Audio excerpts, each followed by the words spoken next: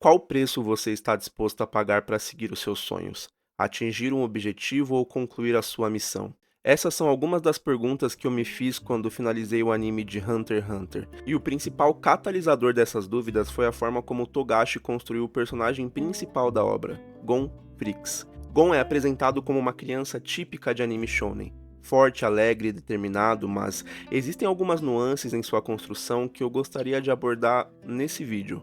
Logo de cara, Gon enfrenta um desafio que todos da Ilha da Baleia não foram capazes de cumprir, exceto por ele e seu pai, ingressando assim no Exame Hunter, no mesmo dia e com a mesma idade de seu pai Jing. Uma clara alusão a um artifício de roteiro simples, mas muito utilizado em todas as obras mais famosas: o destino.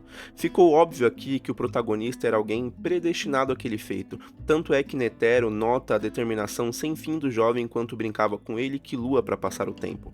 Gon funciona para o mundo de Togashi como uma âncora, um ponto de equilíbrio entre bem e mal. É ele quem junta todos os protagonistas simplesmente por cativar todos eles. Gon se mostra altruísta o suficiente para salvar alguém que não importava para ele em sua missão, que era se tornar um Hunter, mas, segundo ele mesmo quando questionado, ele só fez aquilo porque achou que era o certo a se fazer. Mesmo no arco das Formigas Quimera, Chute deixa de lado todo o seu medo de lutar contra outras pessoas simplesmente por querer sobreviver para contar ao mundo quem era Gon Freaks. A simplicidade como Togashi aborda o seu protagonista pode cegar quem assiste ou lê a sua obra. Gon, mesmo sendo o típico protagonista shounen, ainda é cercado de dualidades que compõem a sua personagem, até o ponto mais alto da obra. Eu já esbarrei em algumas análises sobre Hunter x Hunter pela internet que julgavam Gon como sendo um personagem hipócrita, mas eu não vejo assim.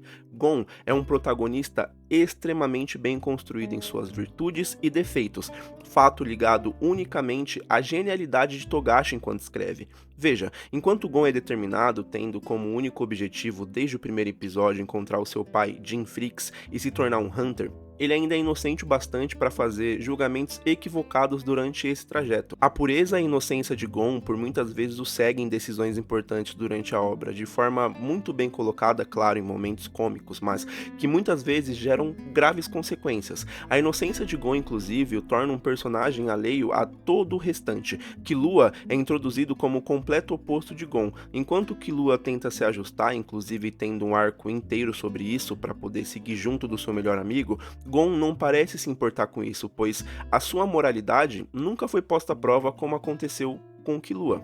Nunca foi posta à prova até o arco das Formigas Quimera, que é onde eu queria chegar. Após o ótimo arco de Grid Island, Gon se lembra de ter cruzado com um jogador chamado Ning, o que ele obviamente relacionou a seu pai, já que Ning é Jing ao contrário, mas ele se encontrou com Kaito, um aluno do próprio Jing que já havia cruzado o caminho de Gon na sua infância. Kaito avisa Killua e Gon sobre o maior perigo que a humanidade havia enfrentado até então, uma raça que evolui por fagogênese chamada Formigas Quimera. Ao contrário do que comumente acontece, Kaito não serve ao propósito de ser um mentor, e sim ser alguém mais forte que a todo momento avisa os dois sobre o perigo que eles estão enfrentando, e inclusive adverte Gon em mais um momento de falha de julgamento por conta da sua inocência. Gon ainda enxerga as formigas com um olhar altruísta, mesmo sendo elas inimigas da humanidade e tendo causado inúmeras chacinas até aquele ponto, fato que é rapidamente notado por Kaito. Quando Pitou aparece, Gon se depara com uma incógnita. Aquele com certeza é um inimigo que eles não têm a capacidade de enfrentar, visto que com apenas um ataque foi capaz de arrancar um braço de Kaito. E Kaito naquele momento era o que Gon e Killua tinham como figura mais forte perto deles. Mas Gon decide ir pra cima. A sua raiva era iminente, já que tinha acabado de ver o que para ele era como um ente querido perder um braço. Killua age como mediador nessa situação, trocando claramente seu papel com Gon de forma muito sutil. Daqui até o final do arco, Killua e Gon têm os seus papéis trocados, com Killua representando a partir deste ponto para Gon o que Gon representava para os outros. É Killua quem acalma Gon quando ele está prestes a atacar Morel. Killua é quem entende os sentimentos de Gon quando ele está sendo espancado por Kaito. Falando no Kaito, todos acreditavam que ele estava vivo e sendo apenas controlado por Piton. Gon, inclusive, mantém as suas convicções para seguir em frente baseado nessa crença, embora nós, os espectadores, já saibamos que Kaito nesse ponto já não estava mais vivo. Gon não sabe e acredita com todas as suas forças que ainda poderia salvar o seu amigo. É aqui aonde eu me surpreendi com o personagem e consequentemente voltei a todas essas nuances que eu citei agora. Quando Gon confronta Pitou, ele não parece demonstrar qualquer tipo de culpa ou receio em manter uma criança como refém, pois sabia que aquilo seria crucial para que Pitou cumprisse a sua promessa de trazer Kaito de volta. Seu olhar exibe uma alma vazia, focada somente em um sentimento que ele, mesmo que muito no fundo, sabia que viria à tona em qualquer momento. A vingança.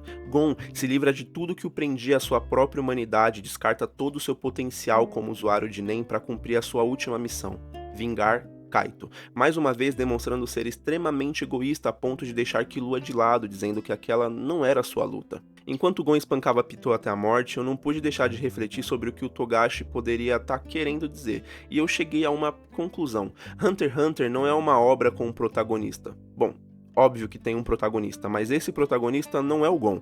O protagonista de Hunter x Hunter é o próprio mundo e as consequências dos atos daqueles que vivem nesse mundo. Gon jogou fora todo o seu destino que já havia sido estabelecido e o autor fazia questão de jogar na nossa cara esse destino durante toda a obra. Enquanto Gon socava sem parar a cabeça da já morta Pitou, ele chora, mas não por sentir que o seu destino foi jogado fora, e sim por se sentir vazio. O que aquela vingança havia oferecido para ele?